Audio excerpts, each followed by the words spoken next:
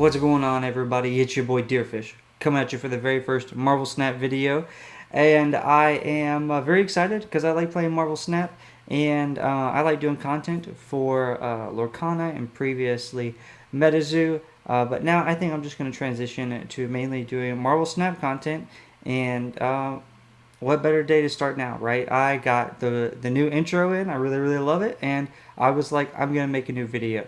Now, as you can see, I am in infinite right now. I am in infinite rank, but I will not be doing gameplay for this video, okay? And maybe not for the next couple of videos, but I will be doing gameplay. You can probably see my computer. It just has a lot of strain for running Marvel Snap, and then also um, just recording. And so doing both, I can play Marvel Snap just fine. But when I go to record and whatnot, having some issues. So I'm working on getting a new computer, and I'm almost there. So that'll be coming very soon. So don't worry, guys. Gameplay will for sure be coming. Lots and lots of gameplay. But I just didn't want to wait any longer to do deck breakdowns, and hopefully I can get some Airsham gameplay ASAP because that is man, I'm so excited for Airsham. But we got Phastos this week. And I will talk about Phastos at the end of the video, my thoughts on Phastos and whatnot. But right now, I just want to introduce myself real quick. I like to play TCG card games, and I started playing Marvel Snap a few months ago. And I just, after like a month, I started reaching Infinite a lot, and I really like making videos. So I decided to start doing videos, and here we are, okay? I am pretty competitive getting to Infinite, but because I'm a new player, I don't have all of the cards. I work with what I got. When I reach Infinite, I kind of get real lackadaisical on on the competitiveness, and I just try new combos, figure out what I like, and just what I can build and what works with the meta going on, and I just have fun, right? So I'm going to transition here to showing you guys the couple of decks I played, or the deck I played mostly getting up to Infinite, and then what I'm playing now, or I guess the two decks because I kind of went back and forth, and then what I'm playing now, and then I'm going to talk about Phastos to end the video off. Let's get this going. So previous to this season, I did not have Null or Artemzola. I just happened to get lucky, and I got those finally in my collection from my collection stashes, caches, whatever. And so I decided to play Destroy. So that's what I played for pretty much getting on mostly up to Infinite, and then I started seeing more Gilgamesh players, the Zoo, and I just felt that although this deck is good into it, people were kind of prepared for it. What people weren't prepared for was Toxic Surfer. Okay, but we're gonna get into Destroy real quick. Okay, I got the Deadpool. Then you got the Niku Monaro to get all your different 7 spells.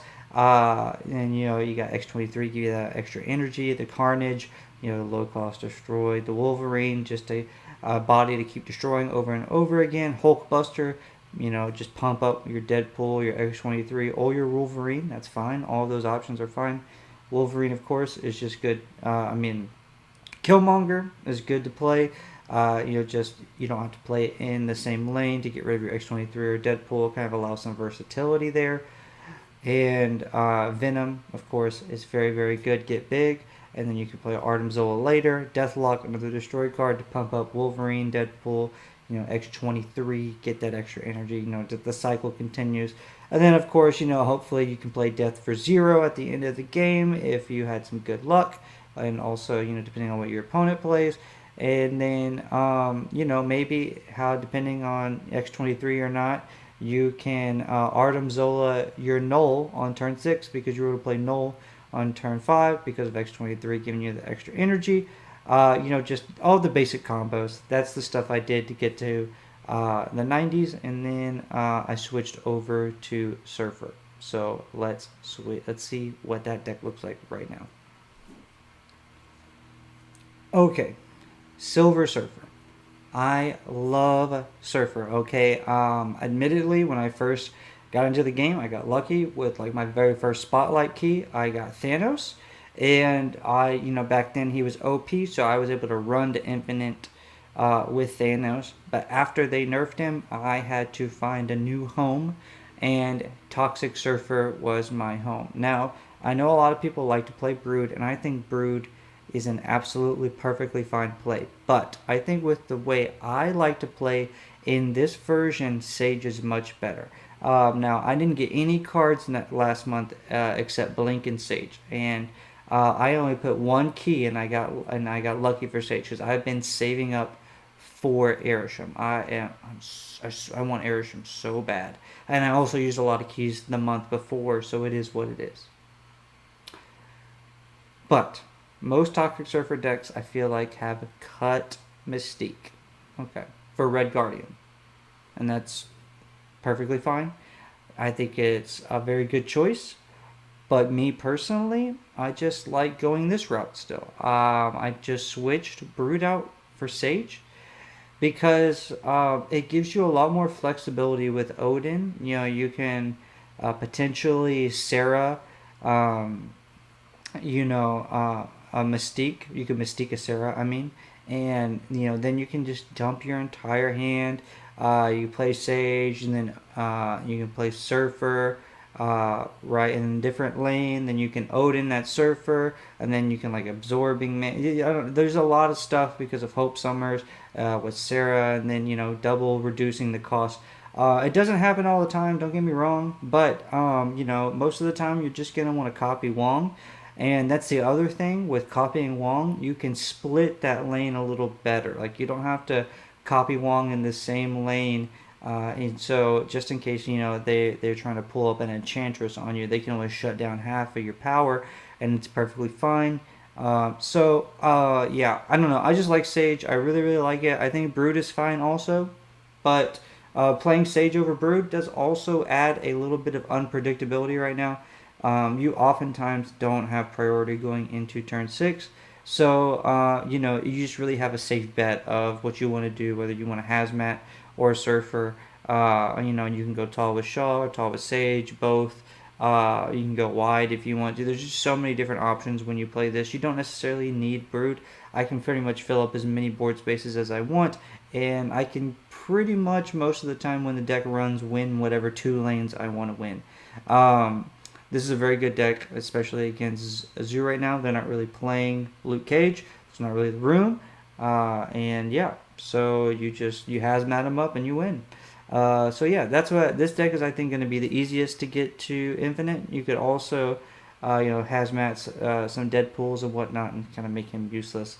That's copium right there. I do like the Snapchat with Alex and Cozy, so I will be saying some of their phrases every once in a while, and they say copium a lot, so that's kind of gotten to my brain. But yeah, these are the 2 decks that I use to get to infinite, and I just kind of play whatever now. I have a discard deck that I play. It's the basic untapped discard deck. Blink, Hella, all that jazz. And then I have a what would be a Loki deck if I had Loki, but I don't have Loki. So these are really the only 2 full complete decks that I have, and these are the ones that I used for getting to infinite. So I don't want to make the video too long. I'm trying to keep this one short and sweet, especially because of just yeah. It's the first video. I don't wanna just ramble on forever. But now let's get into what I think about Phastos really quick, and I'm gonna make my summary on him pretty fast. Okay, Phastos. I like him. All right. Do I think you should get him? I think that's kind of up to you. Airsham, I'm gonna go ahead and tell you. I think you should get if you have the keys. He's going to be a great card to play fun-wise. How competitive? Who knows? But extra energy at the beginning of the game, that sounds really great to me. As you can see, I'm saving keys. I used 1 key because, I'm very close to getting my other key. So I used 1 key today to see what I would get. And I got a random card. I actually got Zabu. I already have Zabu. So it was a big wash. But I'm not going to use another key. I'm going to save all four for Airship next week just because I'm one of those guys that I look at worst case scenario, okay? Now, I love playing Surfer, and if there were in this world, in this week, if there's a way I get two keys instead of one, I'll be throwing another key into this week to see if I can get Phastos because I don't have Corvus Glaive or Spider Ham. So I think both of those cards are good. Do I think you should waste all your keys for them? No. And that's only because what's coming up next week. I think Phastos has the potential to be really good, but I don't think he's worth throwing maybe more than one or two keys in there. I like Corvus Glaive. I think he's good, but in my Hella deck, it goes just fine without Corvus Glaive. It is what it is. But yeah, I'm making this short and sweet. I like Phastos. I think if you are a big Surfer fan, I think get him. I think it'll be good in Airship. So I think if you want to play Airship next week and you have a couple of extra keys, I think you should get him. But if you're one of those types of people who wants to be super competitive and not waste any keys at all, and you're just like, I'm only going to try to get competitive cards, unless for whatever reason you don't have Corvus Glaive and Spider Ham, I think you can skip this week. But yeah, so hopefully, new computer coming very, very soon. Gameplay, we'll get to rolling. But until then, I'm just going to kind of do some short deck breakdowns and, like and subscribe. And it'll go a long way. And I promise I'm going to be super committed and we're going to have a lot of fun having this Marvel Snap journey. Peace.